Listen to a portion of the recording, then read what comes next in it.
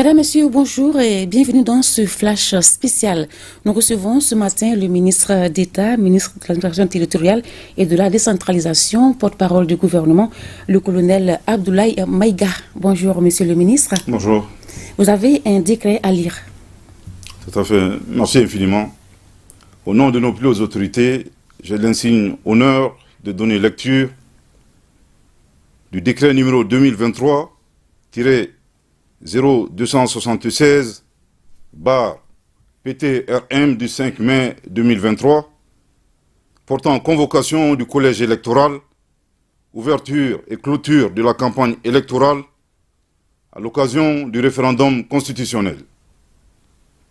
Le président de la transition, chef de l'État, vu la Constitution, vu la charte de la transition, vu la loi numéro 2022-001 du 25 février 2022 portant révision de la charte de la transition, vu la loi numéro 2022-019 du 24 juin 2022 modifiée portant loi électorale, vu le décret numéro 2021-0361/PTRM du 7 juin 2021 portant nomination du Premier ministre, vu le décret numéro 2022-0752/PTRM du 4 décembre 2022 portant nomination d'un ministre d'État, vu le décret numéro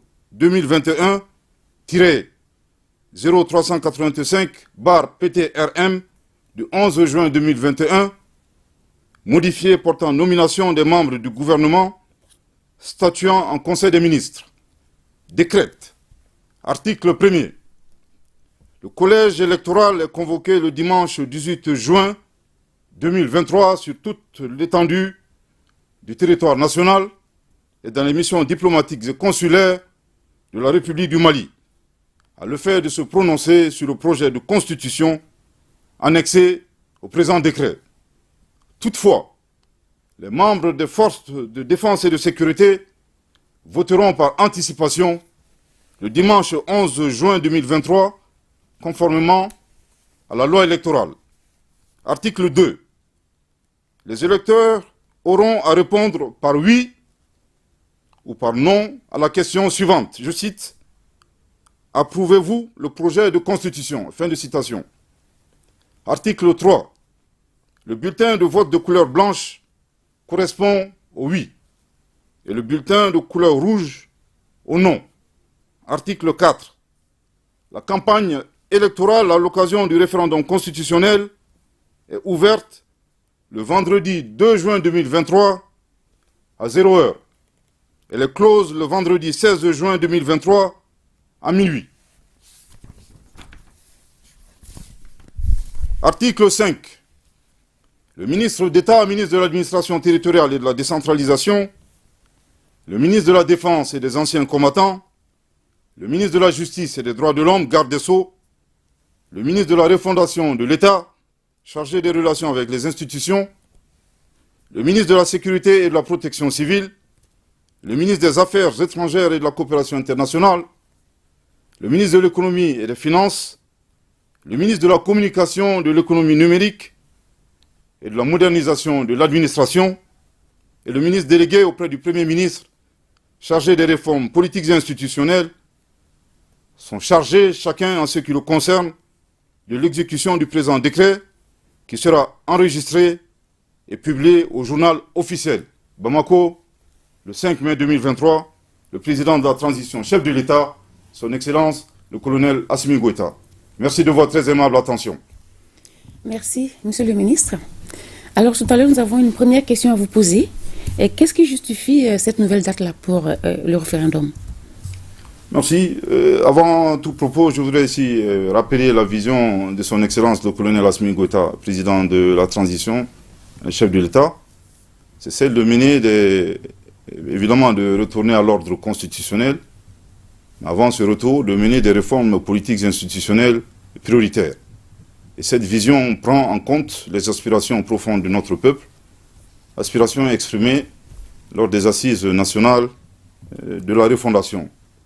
Il vous souviendra qu'initialement, le référendum était prévu pour le 19 mars 2023, et nous l'avons annoncé, et qu'il y aurait un léger report.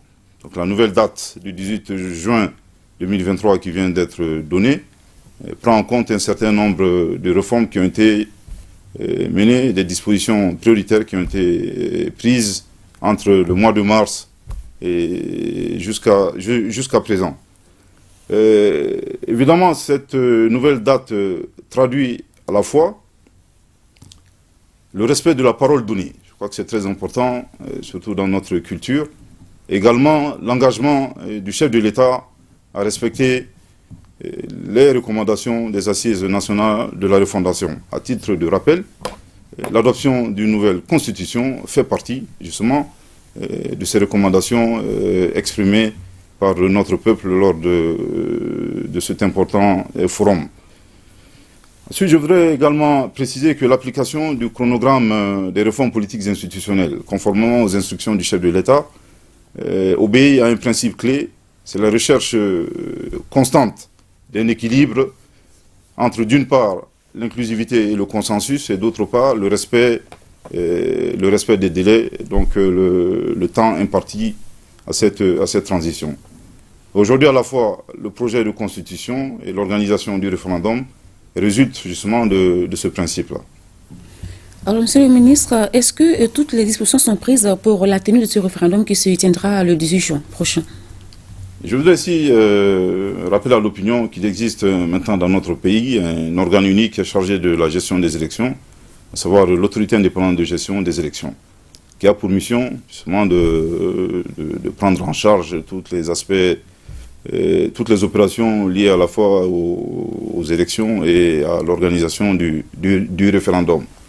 Je suis convaincu que les hautes compétences, les hommes et les femmes aujourd'hui qui animent cette structure, se prêteront le moment venu, en tout cas déclineront le moment venu, toute la stratégie et toutes les dispositions qu'ils prendront afin que le référendum du 18 juin 2023 soit un succès, Inch'Allah. Mais d'ores et déjà, je voudrais ici préciser que le chef de l'État a donné des instructions très fermes à tous les membres du gouvernement d'appuyer l'EJ dans tous les domaines, aussi bien les aspects sécuritaires, les aspects économiques et financiers et les aspects logistiques.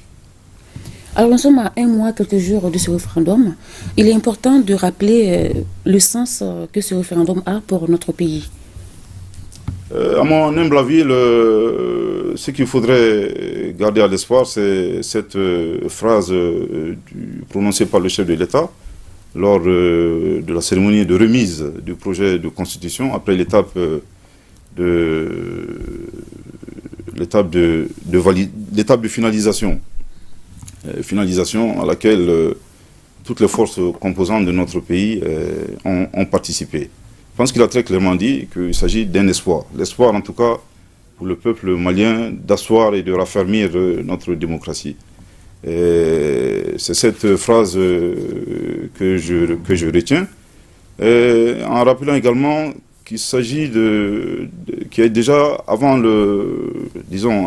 aujourd'hui, il y a eu 3 tentatives avortées de révision d'une constitution. Et cela indique à suffisance qu'il s'agit d'une priorité, en tout cas d'une préoccupation pour les Maliens, en tout cas de mettre à jour et d'avoir des institutions fortes.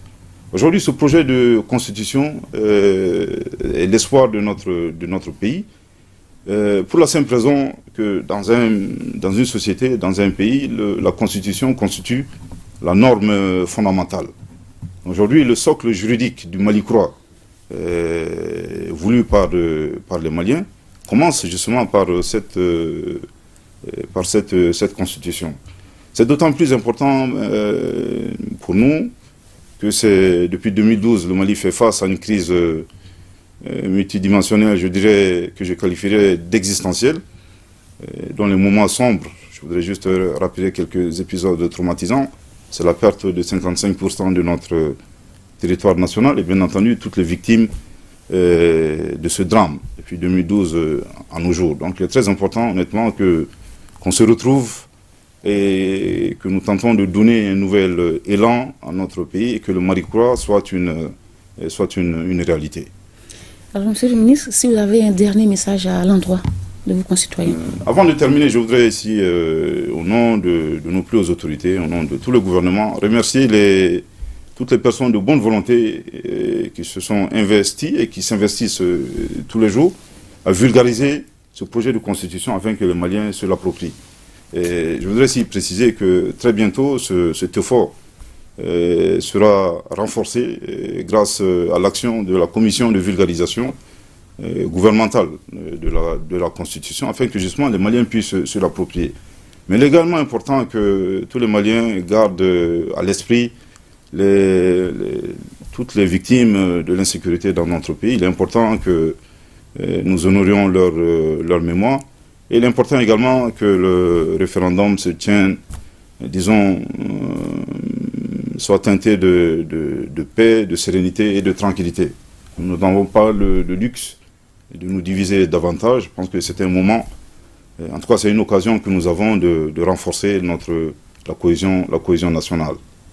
Eh bien, merci, Monsieur le ministre. Merci. Merci à vous, chers téléspectateurs, et bonne journée de vendredi.